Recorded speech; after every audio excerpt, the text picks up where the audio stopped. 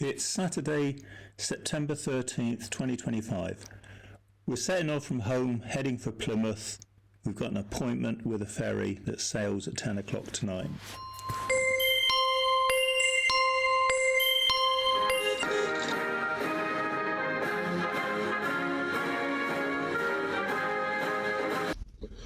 Have you got excited yet? I'm excited to get in that cabin and get to sleep. Sue's tired because she's just come straight from a shift at work and dosed herself up on travel sickness tablets. This is a first for us. First time we've taken the motorhome abroad. We're on the overnight ferry from Plymouth to Roscoff in Brittany. The crossing itself was very uneventful. The channel was like a duck pond, very calm. We weren't one of the first vehicles onto the ferry, but we ended up right at the front, so that when we docked, we were the first vehicle off. We very quickly realised that Sundays in France means not a lot's open. We did manage to find a little, got some supplies in, and then as Sue wasn't feeling too brilliant, more of a reaction to the travel sickness tablets and the crossing, we looked for a close by park up. Sue could get her head down, get some rest. I decided to go exploring on my bike. The view from our park up across the water was just too inviting. I had to go and explore that peninsula on the bike. Back home, the first winter storm Amy was developing. We were too far south for that, but it was still very, very blustery. In no time at all, I'd cycled across the causeway to the little island of St. Anne, where there was a huge rocky outcrop with fantastic views of the bay. Staring out to sea from this little island is this massive statue. It wasn't to my taste. I can't say I really liked it. Anyway, I cycled onwards right as far as I could go and took a couple more pictures before heading back into the town, where I took a few pickies of all the church spires. Very gothic in appearance. We soon realised they were typical of Brittany. All the little towns and villages seem to have them.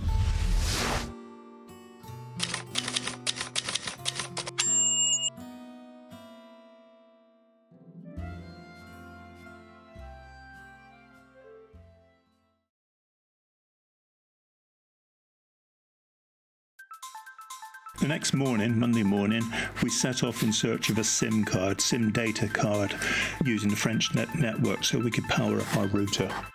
Before coming out research, and I knew that we could get the SIM card in the little town of Morlaix. What we hadn't anticipated was that the little shop selling the SIM card would be hidden away in a massive big shopping complex. And it wasn't a shop, it was a vending machine.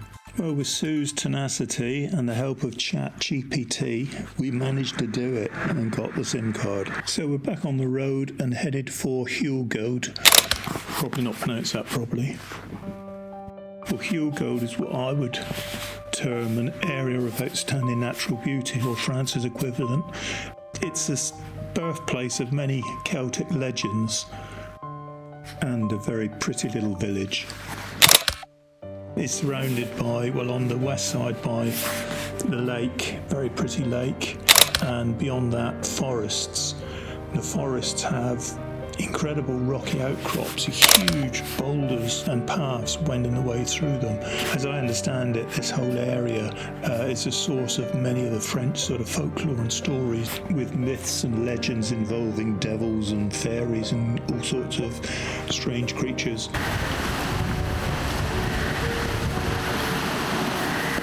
You're going down the Grotte du Diable? Yeah. Go on then. Are you coming? Are you coming? Yeah.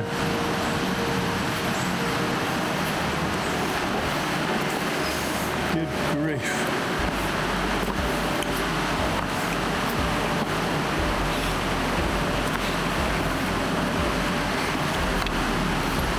That's it.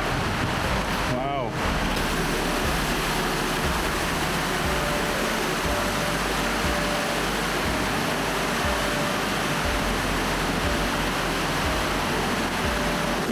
this point where I came a real cropper, trying to go further into the Devil's Pit cave. Put my hand out to steady myself against the rock in front of me, but the rock wasn't there, and I went sprawling over, landing on my recently replaced new knee. Wasn't my best 5 minutes. Anyway, I ended up with a pretty badly bruised knee and leg. The Devil's Pit struck back. You alright if it's raining? Yeah. Yeah, you just don't want an earthquake now.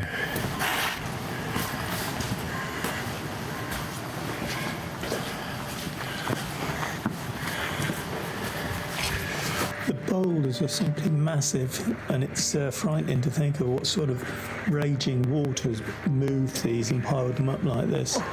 We carried on along the path up through the woods looking for the Trembling stone.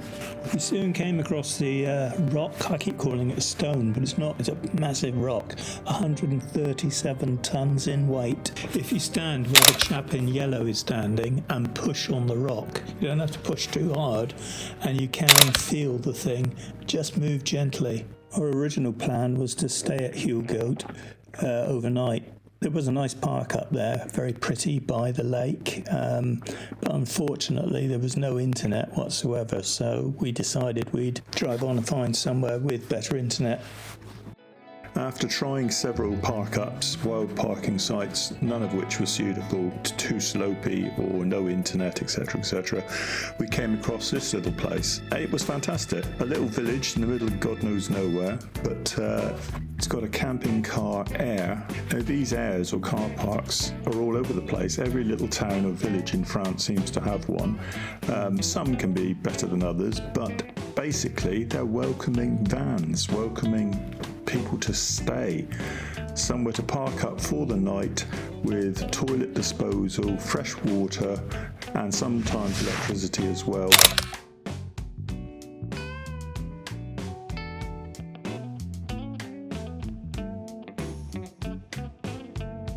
This one where we're at has even got a bicycle servicing station with all the tools, compressed air, and all the tools necessary for servicing your bike, and all for just 10 or 15 quid a night. Why can't authorities back home in England take some of this on board and be a little bit more welcoming?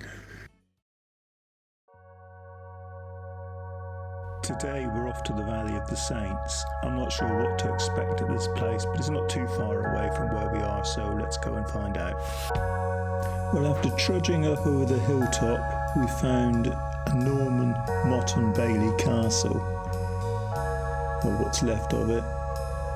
But the whole hillside surrounding was just one immense sculpture park. And these aren't small sculptures, they are massive. All a bit weird really, didn't seem to be any rhyme or reason to the positioning of these sculptures. They're just dotted all over the place. And they depict, from what I understand it, they depict various ancient characters from French Breton folklore. Do a pose like a statue. Well, that was all a bit weird, but it's one way to spend a Tuesday morning. Anyway, now we're back in the van and heading south. So join us again in the next video as we explore Brittany's beautiful south and west coast.